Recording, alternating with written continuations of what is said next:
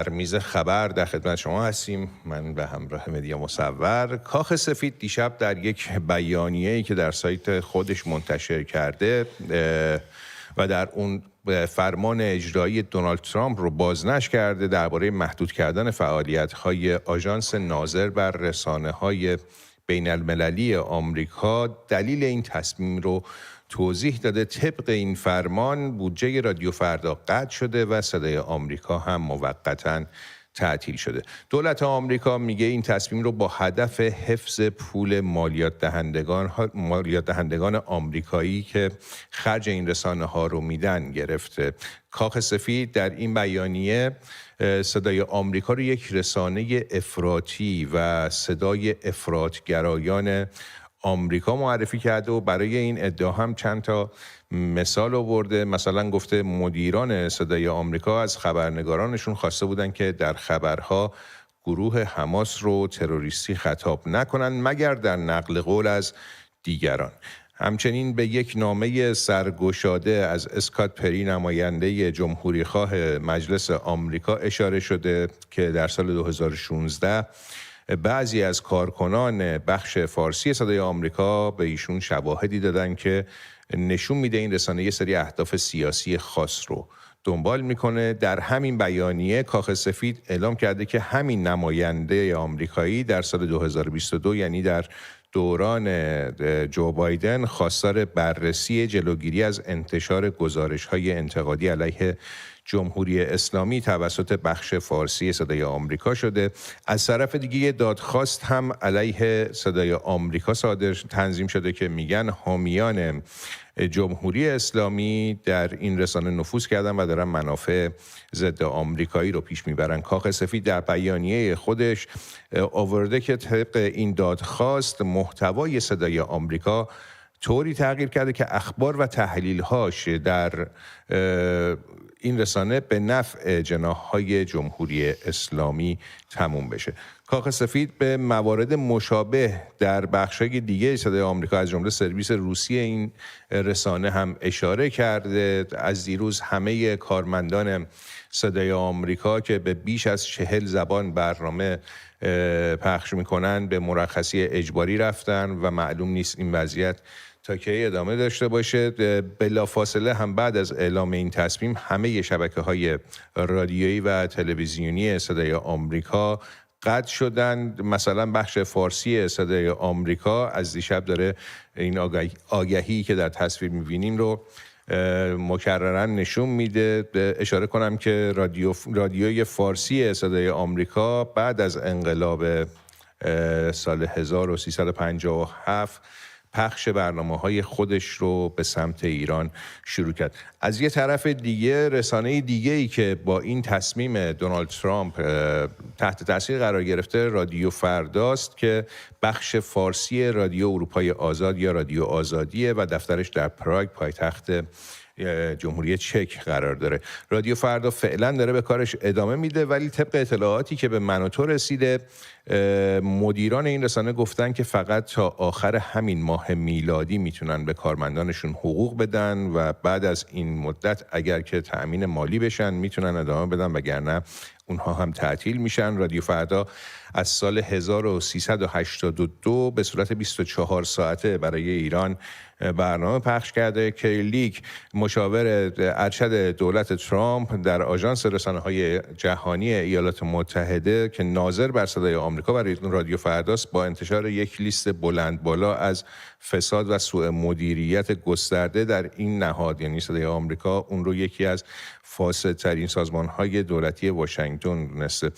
در حرف‌های خانم لیک به احتمال جاسوسی دولت‌های دشمن هم در این رسانه‌ها اشاره شده. رسانه‌های وابسته به جمهوری اسلامی از تعطیلی این رسانه‌های فارسی زبان ابراز خوشحالی کردن و اینو یک جور پیروزی برای خودشون دونستن ولی خب از بیانیه کاخ سفید اینطور بر نمیاد یا اینطوری به نظر نمیرسه که دلیل این تعطیلی‌ها حداقل در این مرحله این بوده این موردایی که رسانه‌های داخلی میگن باشه. به نظر میرسه که دلیل این تعطیلی‌ها در این مرحله این بوده که اینا میگن که این رسانه‌ها تصمیمات ترامپ رو مستقیما اجرا نمی‌کنن و مستقیما جمهوری اسلامی رو هدف قرار نمیدن و تبلیغاتش رو خنثی نمی‌کنن. در همین ارتباط می‌خوایم گفتگو کنیم با جناب جمشید چالنگی، روزنامه‌نگار و برنامه‌ساز پیشکسوت و از کارمندان ارشد پیشین صدای آمریکا که از واشنگتن همراه ما هستند. درود بر شما جناب چالنگی.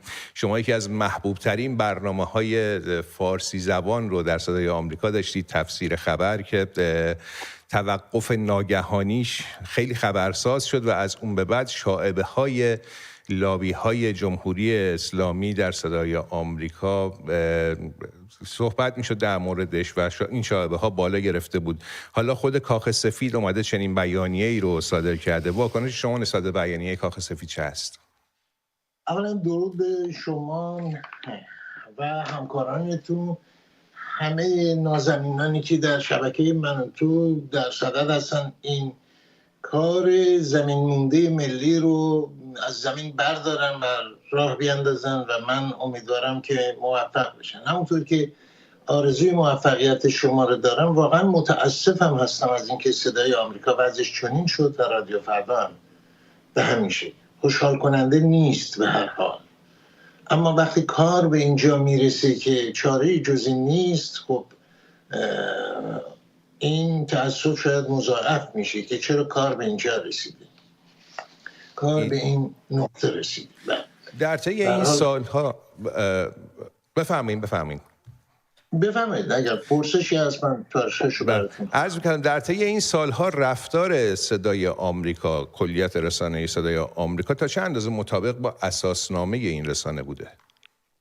اینو من بارها بهش اشاره کردم، در کانال شخصی یوتیوب اشاره کردم. ببینید اساساً کار دولت آمریکا رسانه‌داری نیست. کار دولت‌هایی بیشتر رسانه به راه می‌اندازن که دولت‌های مستبد هستن، میخوان بر همه چیز نظارت داشته باشن، به خصوص رسانه‌ها، مطبوعات و همه اون چه که با افکار عمومی سر کار داره. ولی صدای آمریکا از درون به اصطلاح جنگ دوم جهانی در اومد و بعدها اساسنامه نوشت و خیلی روشن علیه فاشیسم و اساسنامه نوشت که بعدها فقط در دوران جرالد فورد یه مقدار مورد تعدیل قرار گرفت، تصحیح شد و اضافه و کم شد درش. به هر حال قرار و اساسنامه صدای آمریکا به زبان‌های مختلف برنامه‌هایی که اجرا می‌کنه، شما اشاره کردید حدود 40 برنامه، قبلا بیشتر بوده.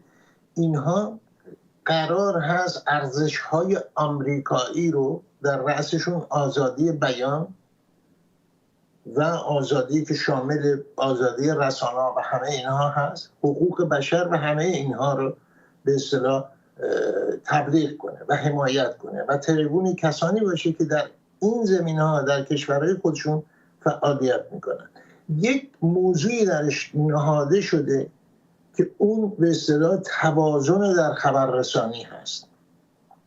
این توازن در خبررسانی مشکلی که منم داشتم و بسیاری، خانم کری لیک هم با من موافق هست در این تعریف و کسان دیگه، که این توازن این نیستش که اگر شما دارید میگید شکنجه بده، یکی دیگر هم بیارید بگید شکنجه خوبه.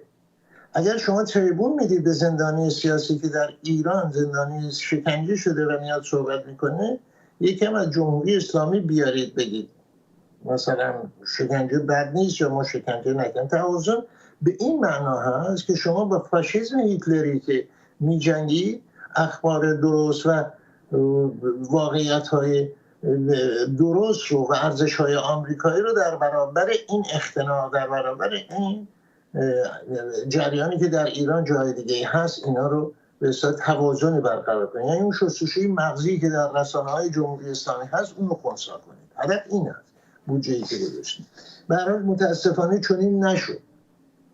چنین نشد و صدای آمریکا که قرار بود به گفته شما در لندن بهش میگین یک سافت پاور باشه، یک سلاح نرمی باشه در برابر دیکتاتوری ها در زبانهای مختلف و کشورهای مختلف از جمله جمهوری اسلامی در ایران، این در واقع شد یه حربه‌ای در دست خود جمهوری اسلامی.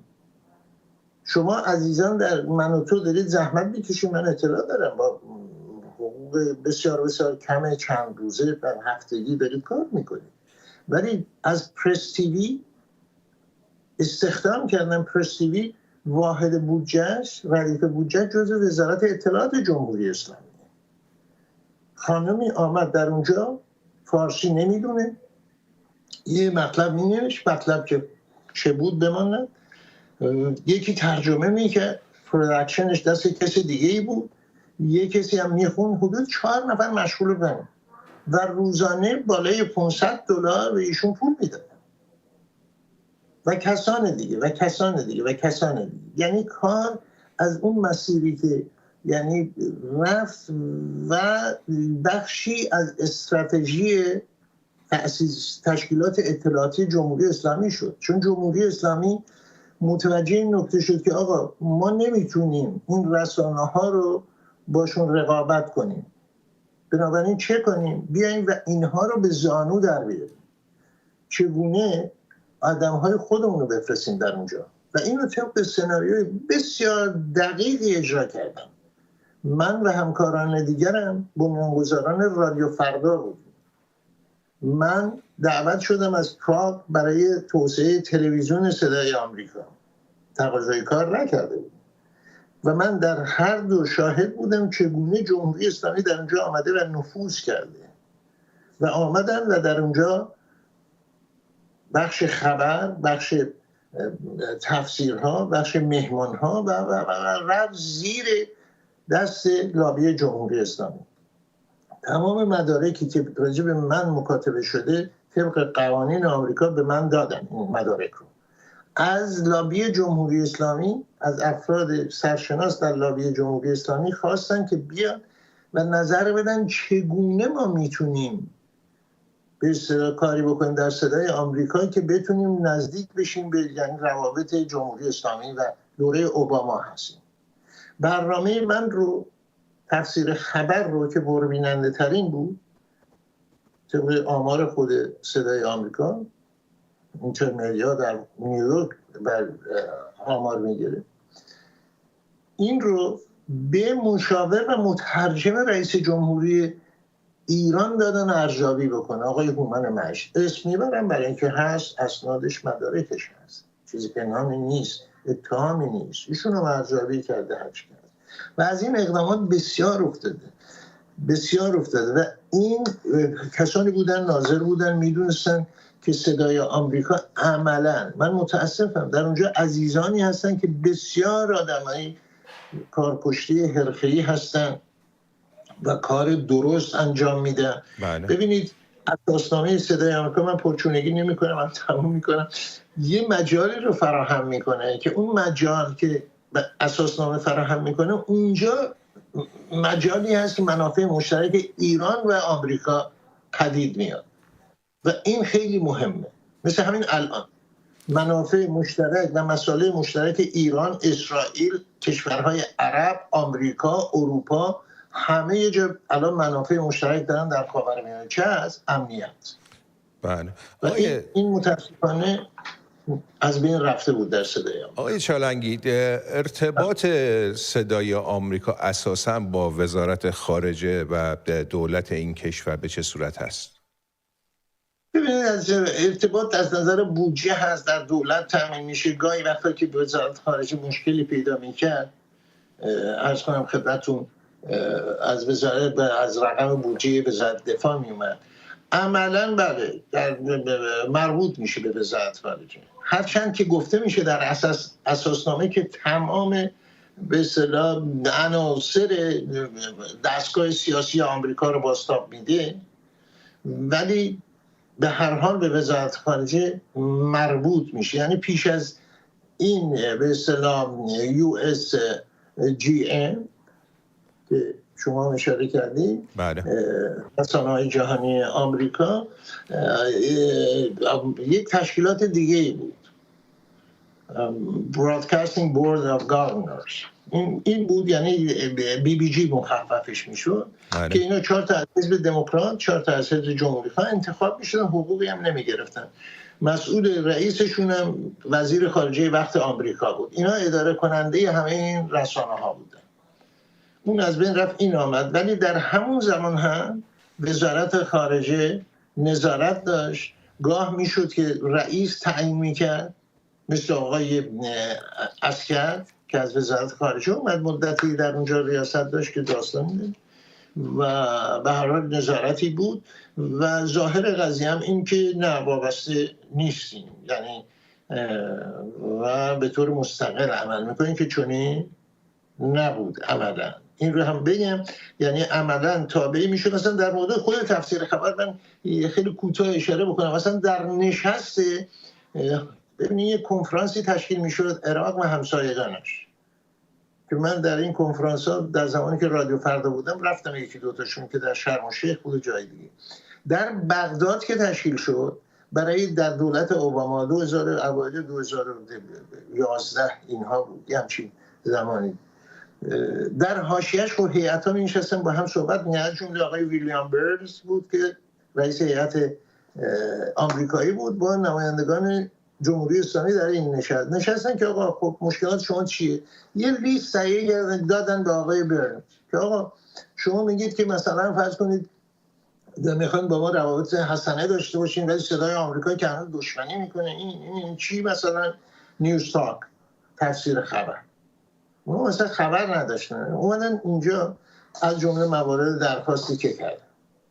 درست؟ چون تصور در تهران این بود که صبح به صبح قبل از اوباما بوش به من زنگ میزد جمشید اینو بگو اونو نگو. همچین تصوری داشتن که نبود، واقعا نبود همچین چیزی که بوش یا کسی دیگه بگه یا نگه. اساسنامه رو پشتوانه من اساسنامه بود در اون چارچوب. من یه پرسش دیگه هم دارم جناب چالنگی از شما. اون هم این که شما خب خودتون هم فرمودین در طی این سالها شما در مورد این موضوع صحبت کردین، خب افراد دیگه هم بودن که در این خصوص صحبت کردن، اما چرا تا الان پیگیری نشده بود؟ حالا رسیده به پیگیری در دولت ترامپ، باید الان شاهد چنین بیانیه‌ای هستیم. اگر کوتاه پاسخ بدین خیلی سپاسگزار میشم. ببینید قبلا دوره اول ترامپ قصد داشت این کارو بکنه. آقای پک رو که انتخاب کرده بود برای ریاست به اصطلاح این هیئت و اینها، کنگره آمریکا نگرش داشته بود. اون موقع اکثریت در دست کی بود؟ در دست دموکرات ها بود. تا اینکه تا ماه آخر، یعنی 3 سال خورده تصویب نکردن. یعنی همچنان ترامپ سر کار بود، اما صدای آمریکا و بقیه دست دموکرات ها بود. ماه آخر که اومد همه کسانی که باعث فساد گسترده بودن در صدای آمریکا، اینها رو اخراج کرد از رئیس صدای آمریکا آماندا بنت که چه داستانی است، و بقیه خانم درخشش هم و بقیه. خب یک ماه بعد انتخابات رو آقای بایدن برد، بنابراین آمدن دوباره، این بار مایکل پک و بقیه رو بیرون کردن. یعنی این خاص از قبل بود. به همین دلیل ترامپ اولین به اصطلاح گزینش‌هاش صدای آمریکا بود، کری لیک بود و بقیه. به این دلیل از دیرینه بود، چون هدر دادن پول و همه این. خیلی سپاسگزارم از حضور شما جناب آقای جمشید چالنگی، روزنامه خبرنگار و از مدیران ارشد پیشین صدای آمریکا که همراه ما شدید در میز خبر. باعث افتخار بود که هم صحبت شدم با جناب عالی. باعث افتخار من هست که میبینم شما فرزندان حرفه‌ای من چقدر تلاش میکنید و واقعا انرژی بخش هست کار شما، نسل جوان روزنامه نگاری از دختر و پسر، و آرزوی موفقیتتون رو تجدید میکنم. زنده باشید، سایه‌تون مستدام. قربان شما. بله، به مجموع این خبرها در رابطه با رسانه ها این رو هم علی باید اضافه کنیم که روزنامه بریتانیایی فاینانشال تایمز هم امروز یک گزارش مفصلی داشت راجع به بخش جهانی BBC که خب BBC فارسی هم جزوی از اون به حساب میاد، که دارن بودجهش رو بررسی میکنن که کاهش بدن برای سال 2026-2027. تیم دیوی مدیر کل BBC گفته که داره با وزارت امور خارجه صحبت میکنن که بخش که جلوی این کاهش بودجه رو بگیرن. بخش عمده بودجه بخش جهانی BBC از محل بودجه کمک‌های بین‌المللی وزارت خارجه تامین میشه وزارت امور خارجه بریتانیا. خب و در بودجه پاییزشون این دارن بررسی میکنن که این بودجه رو کم بکنن. گفته بودن که پیشتر که 30% افزایش بودجه خواهند داشت، اما الان دارن بررسی میکنن که این بودجه رو کم بکنن. دولت بریتانیا دنبال اینه که 6 میلیارد پوند از این بودجه رو دلیلش هم اعلام کردن که چرا میخوان 6 میلیارد پوند کم کنن. 6 میلیون پوند بله کاهش بدن. این کاهش رو با هدف تامین بودجه افزایش هزینه‌های دفاعی گفتن که دارن انجام میدن و به هر صورت اون هم تاثیر میذاره بر یه رسانه دیگه فارسی زبان. خیلی ممنون از تو مهدی. من فقط یه اشاره بکنم، افرادی که جناب آقای چالنگی نامشون رو در این گفتگو بردن ما آمادگیش رو داریم، اگر که صحبتی دارن از طریق من و توهاب صحبت‌های این افراد رو هم